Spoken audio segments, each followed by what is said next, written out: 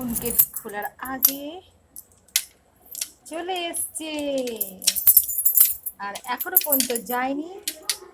ও আমার জন্য বসে আছে, কেননা জানে আমি ওর জন্য খাবার নিয়ে এসছি। চলো খাও, আজা আজা, আয় আয় আয় আয় আয় আয় আয় আয়। ওই দেখুন ওর মা এসছে।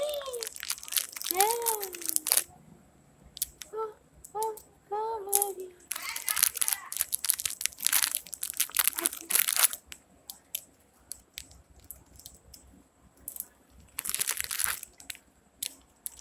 এটা মা, এবার মাকে দিলাম, সবাই মিলে আসলে।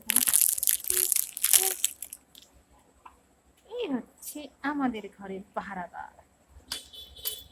কেমন লাগলো ভিডিওটা দেখে অবশ্যই ভালো লাগবে, অবশ্যই লাইক কমেন্ট সাবস্ক্রাইব করবেন।